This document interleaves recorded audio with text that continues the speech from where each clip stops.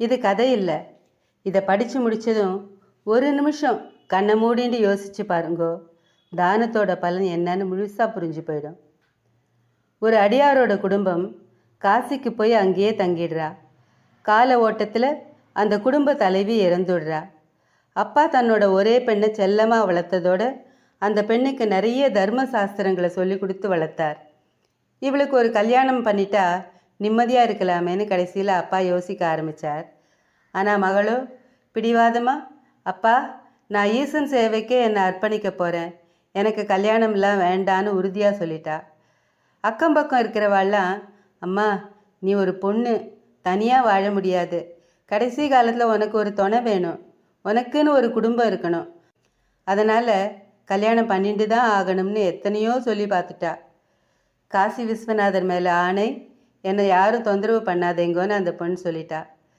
அதுக்கப்புறம் வேறு வழி இல்லைன்றதுனால தங்கிட்ட இருக்கக்கூடிய நிலப்பலன்களை எல்லாம் விற்று, அம்மா ஒருவேளை நான் இறந்து போயிட்டாலும் இந்த பணத்தை வச்சுட்டு யார்கிட்டையும் கையேந்தாமல் வாழ்ந்துக்கோன்னு ஏற்பாடு பண்ணினார் அந்த பொண்ணோட அப்பா. அதை தவிர ஒரு பெரிய வீட்டையும் வாங்கி கொடுத்து கொஞ்ச நாளில் அவர் தன்னோட உசுரை விட்டுட்டார். ஒரு நாள் இந்த பொண்ணு யோசிக்கிறா, அப்பா நமக்கு சில விஷயங்களெல்லாம் சொல்லி கொடுத்தாரு, அதை செயல்படுத்தினா என்ன அப்படின்னு அவளுக்கு ஒரு ஆசை வந்தது. உடனே பல ஊர்கள்லேருந்து காசிக்கு வர பக்தர்களுக்கு இலவசமாக தன்னோட வீட்லேயே தங்க இடம் கொடுக்கறது, சாப்பாடு போடுறதுன்னு அறப்பணியை தொடங்கினான். காலம் போக போக இப்படிப்பட்ட அறப்பணிகளை ஒரு பெண் செய்கிறான்னு தெரிஞ்சுட்டு நிறைய பேர் மருத்துவ உதவி, கல்வி உதவின்னு கேட்க ஆரம்பித்து இவளும் விடாமல் பண்ணிகிட்டே இருந்தா. உலகத்துக்கே படி அளக்கிற ஈசன் சும்மா இருப்பாரா? அவரோட திருவுள்ளம் இந்த பெண்ணை சோதிச்சு பார்க்க ஆசைப்பட்டது. அந்த காசி மாநகரம் முழுவதும் இவளோட புகழ் பரவ தொடங்கித்து. அனைத்து செல்வங்களையும் தந்து தந்து தந்து ஒரு கட்டத்தில் வறுமை இவளை சூழ்ந்து நடுத்து. இப்போவும் நிறைய பேர் வந்து இவகிட்ட உதவி கேட்குறா. வேறு வழி இல்லாமல் அக்கம் பக்கம் இருக்கிறவாக்கிட்டெல்லாம் சின்ன சின்ன தொகைகளை கடன் வாங்கி தர்மம் செய்ய ஆரம்பிக்கிறா. ஒரு கட்டத்தில் அக்கம் பக்கத்தில் இருக்கிறவாளையும் இவளுக்கு கடன் கொடுக்க மறுத்துடுறா. கொடுக்காததோடு இல்லாமல் இதுக்கு முன்னாடி கொடுத்த பணத்தை திருப்பி கொடுன்னு அவளை தொல்லை பண்ண ஆரம்பிச்சிட்டா. ராத்திரி படுத்தா இந்த பொண்ணுக்கு தூக்கமே வரல. சின்ன பொண்ணுங்கிறதுனால அந்த பொண்ணுக்கு பயம் வந்துடுது. இந்த வேதனையோட காசி விஸ்வநாதரை வணங்கி, எந்த ஜென்மத்தில் நான் செஞ்ச பாவமோ இப்படி கடனாக வந்து என்னை கஷ்டப்படுத்துறது, இறைவா நான் செஞ்சது சரியோ தப்போ தெரியாது, ஆனால் தர்மம் பண்ணணுன்ற ஆர்வத்தோடு நான் இருந்ததுனால என் சக்திக்கு மீறி தர்மம் பண்ணிட்டேன், ஊரை சுற்றி கடன் வாங்கிட்டேன், எல்லாரும் கடனை திரும்பி கேட்குறா, என்னால் கொடுக்க முடியல, அவள் கேட்குறது தப்புன்னு நான் சொல்லலை, அந்த கடன்களை திருப்பி கொடுக்குற சக்தியை எனக்கு கொடுன்னு தான் கேட்குறேன் அப்படின்னு மனசுருகி இறைவன்கிட்ட வணங்கி வேண்டிக்கிறா. ஒரு நாள் ஒரு பழுத்த மகான் இவளை தேடி வரார். மகளே கவலையை விடு, இந்த காசி மாநகரத்தில் ரொம்ப பெரிய தனவான் ஒருத்தர் இருக்கார், அவரை போய் பாரு, உனக்கு உதவி கிடைக்கும் அப்படின்னு அந்த மகான் சொல்கிறார். எனக்கு அவர் அறிமுகம் இல்லையே, நான் போய் கேட்டால் தருவாரா இல்லை மறுத்துடுவாரா அப்படிங்கிற பயம் இவளுக்கு ஏற்படுறது.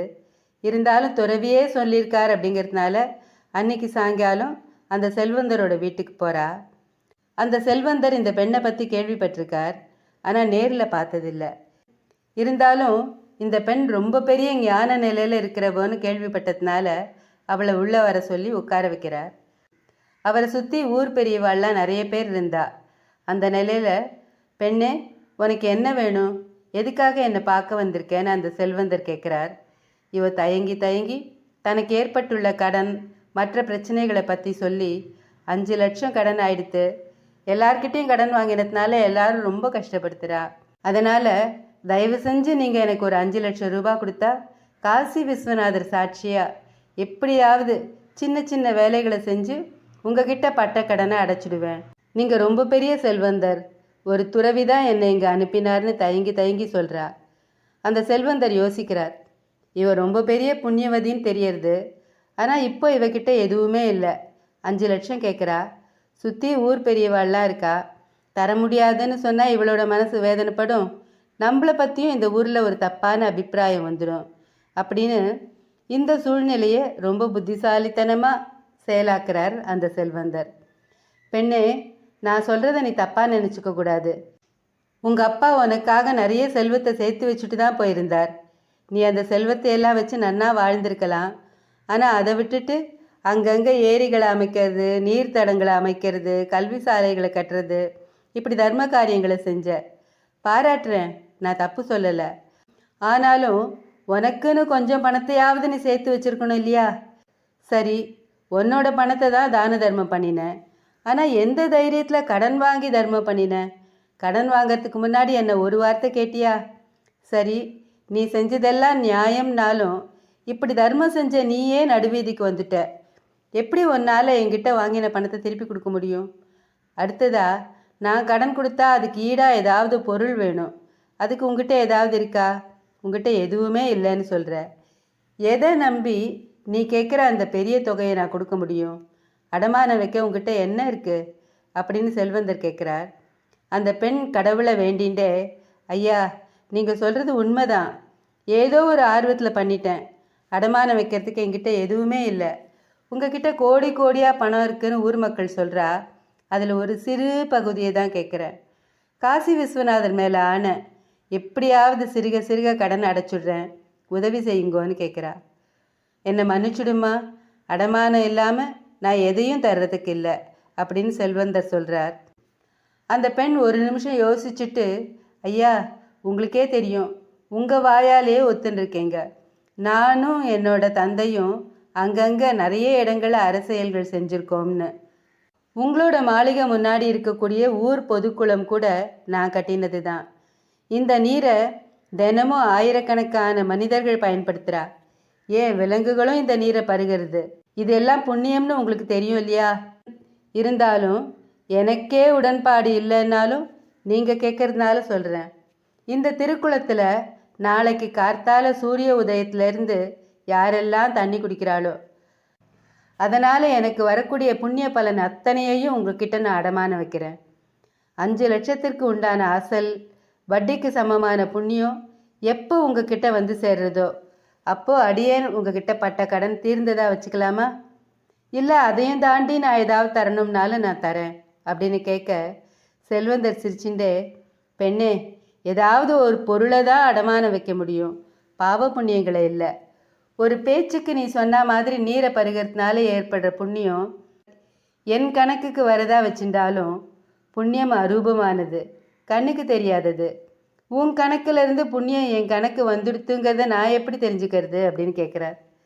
ஐயா, அது ரொம்ப சுலபம். கட்டாயம் நீங்கள் புரிஞ்சுக்கிற மாதிரி ஒரு ஏற்பாட்டை பண்ணுறேன், என் கூட வாங்கோன்னு சொல்லி அந்த செல்வந்தரோட வீட்டுக்கு எதிரில் இருந்த குளக்கரைக்கு அழைச்சிட்டு போகிறா. அங்கே குளக்கரையில் கருங்கல்லால் ஆன சிவலிங்கத்தை காமிச்சு, எம்பிரானே, அடியேன் செய்த அறக்காரியங்களை சொல்லி காட்டக்கூடாது. இருந்தாலும் கடன்லேருந்து தப்பிக்கிறதுக்கு இந்த அபவாதத்தை செய்கிறேன். ஈசனே, இந்த திருக்குளத்து அடியில் நீ இருக்கணும். எப்போ என்னோட கணக்கிலேருந்து அசலும் வட்டியுமான புண்ணியம் இந்த செல்வந்தரோட கணக்குக்கு போய் சேர்றதோ அப்போ நீங்கள் மேலே வந்து மிதக்கணும். ஈஸ்வரா அப்படின்னு வேண்டிண்டு பலமுறை பஞ்சாட்சரம் சொல்லி வணங்கி அடியாட்களோட துணை கொண்டு அந்த சிவலிங்கத்தை கஷ்டப்பட்டு தூக்கி திருக்குளத்தின் நடுவே இடுகிறாள். சிவலிங்கம் நீரின் அடியில் சென்று அமர்ந்து விட்டது. அதுக்கப்புறம் அந்த செல்வந்தரை பார்த்து, ஐயா, தண்ணிக்குள்ளே இருக்கிறது வெறும் கல்லுன்னு தப்பான நினச்சிடாதீங்கோ. சாக்ஷாத் சிவபெருமான் தான் உள்ளே இருக்கார். நாளைக்கு கார்த்தால சூரிய உதயத்தில் 6 மணிலேருந்து கணக்கு வச்சுக்கோங்க. யாரெல்லாம் தண்ணீரை குடிக்கிறாளோ எத்தனை காலம் ஆகுமோ எனக்கு தெரியாது. ஆனால் எப்போ என்னோட கணக்கிலேருந்து உங்கள் கடன் தொகைக்கு சமமான புண்ணியம் வந்து சேர்றதோ அப்போதே இந்த சிவலிங்கம் மேலே வந்து மிதக்கும்னு சொல்கிறா. செல்வந்தரோ சிரிச்சுண்டே, அம்மா, கொஞ்சம் முன்னாடி நீ சொன்ன புண்ணியத்தை அடகு வைக்கிறத கூட என்னால் ஏற்றுக்க முடியும். ஆனால் கருங்கல் மிதக்குங்கிறது சாத்தியமே இல்லையே. இதை எப்படி நான் நம்புறது? யாராவது கேட்டால் கூட கிண்டலாக சிரிப்பா அப்படின்னார். அந்த பெண்ணும், தயவு செஞ்சு நம்புங்கோ, சிவபெருமான் மீது ஆணை, கட்டாயம் சிவலிங்கம் மிதக்கும். இதை கல்லா பார்க்காதேங்கோ, பகவான்னு பாருங்கோ அப்படின்னு அந்த பெண் உறுதியாக சொல்கிறா. செல்வந்தர் யோசிக்கிறார். இவளோ புண்ணியவதி, நம்ம சுற்றி ஊர் மக்கள் வேற இருக்கா. வாதம் பண்ணி பணம் தர மாட்டேன்னா நம்ம புகழுக்கு களங்கம் வந்துடும். இதுக்கு மேலே இவ கேட்கறது ரொம்ப சின்ன தொகை. அது மட்டும் இல்லாமல் இவ சொல்கிறது மெய்யா பொய்யாங்கிறத சோதிக்கிறதுக்கு இது நமக்கு ஒரு நல்ல தருணம். ஒருவேளை சிவலிங்கம் இருந்தா இவ புண்ணியவதிங்கிறத நானும் ஊரும் உணர்றதுக்கு வாய்ப்பு கிடைக்கும். மாறா நடந்தா இவ செய்யறது வீண் வேலைங்கிறத நிரூபிக்கிறதுக்கு ஏதுவா இருக்கும் அப்படின்னு நினைச்சிட்டு அவ கேட்ட தொகையை கொடுக்குறார். அதை வாங்கிட்டு வீட்டுக்கு போய் யார் யாருக்கு கொடுக்கணுமோ எல்லாத்தையும் திருப்பி கொடுத்துட்டு, இறைவா, உன்னை நம்பி தான் நான் இந்த பெரிய தொகையை கடனாக வாங்கியிருக்கேன், என்னை கைவிட்டுடாத அப்படின்னு வேண்டிட்டு நிம்மதியாக சிவனை நினச்சி தூங்க போகிறா. இங்கே செல்வந்தரோ அவசரப்பட்டுட்டோமோ, ஏமாந்து பெரிய தொகையை கொடுத்துட்டோமோ அப்படின்னு தூக்கம் வராமல் எப்போ பொழுது விடியும்னு பார்த்து, பொழுது விடிஞ்சதும் சில வேலையாட்களை ஏற்பாடு பண்ணி நீங்கள் குளத்தங்கரையில் அங்கங்கே உட்காந்துட்டு கையில் ஒரு 7 எழுத்தாணியை வச்சுட்டு, ஒரு நாளைக்கு எத்தனை பேர் தண்ணி குடிக்கிறா, எத்தனை பேர் தண்ணி எடுத்துட்டு போகிறா, மறுக்கரையில் எத்தனை விலங்குகள் தண்ணீர் குடிக்கின்றன, இதெல்லாம் குறிப்பெடுத்துட்டே வாங்கோ. எத்தனை காலம் ஆகும்னு தெரியாது, ஆனால் தினமும் நீங்கள் கணக்கெடுக்கணும் அப்படின்னு ஏற்பாடு பண்ணிவிட்டு அன்றைக்கி விடிஞ்சதும் வீட்டு மேல் விதானத்தில் உட்காந்துட்டு குளக்கரையை பார்வையிட தொடங்குறார். விடிஞ்சு காத்தால 6 மணி ஆறுது. காசி விஸ்வநாதர் கோவிலுக்கு சொந்தமான காளை ஒன்று குளத்து தண்ணீரை குடிச்சிட்டு மறுபக்கம் போகிறது. அவ்வளவுதான். குபு குபுன்னு தூப தீப சாம்பிராணி குங்கும சந்தன மணத்தோட மேளதாளத்தோட உடுக்கை ஒலிக்க எம்பெருமான் சிவலிங்கம் மேலே வந்து மிதக்கிறார். அவ்வளவுதான். அந்த செல்வந்தருக்கு உடம்பெல்லாம் நடுங்கி நில கொலைஞ்சு தரையில் உட்காந்துட்டார்.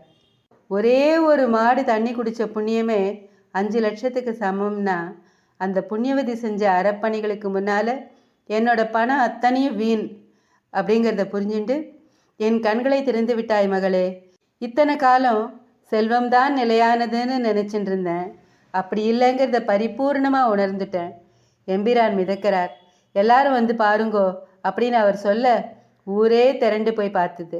அதுக்கப்புறம் தன்னோட எல்லா செல்வத்தையும் அந்த பெண்கிட்ட தந்து அந்த பெண்ணை தன் பெண்ணாக தத்தெடுத்துட்டு தானும் கடைசி வரைக்கும் தர்மம் பண்ணிட்டு வாழ்ந்துட்டு இருந்தார். இது ஒரு 300-400 வருஷங்களுக்கு முன்னால் நடந்த உண்மையான சம்பவம். தர்மங்களை பண்ணுறோம், இருந்தாலும் நம்ம வாழ்க்கை சிறக்கலையே. ஒருவேளை நாம் முட்டாள்தனமாக வாழறோமோ, மற்றவாள்லாம் ரொம்ப சாமர்த்தியமாக இருக்காளே, நாமும் அது போல் வாழலையே, தனத்தை சேர்த்து வச்சுக்கலையே அப்படிங்கிற எண்ணம் வரைச்செல்லாம் இந்த சம்பவம் ஞாபகத்துக்கு வந்தால் மனசுக்கு கட்டாயம் உற்சாகம் கிடைக்கும். நாம் செய்கிற நல்ல காரியம் என்றைக்குமே நல்ல விஷயமாக தான் இருக்கும், நமக்கு சேமிப்பாக தான் இருக்கும். ஸ்ரீ மகாபெரியவா திருவடிகளே சரணம். ஹர ஹர சங்கர ஜெய ஜெய சங்கர, காஞ்சி சங்கர காமகோட்டி சங்கர.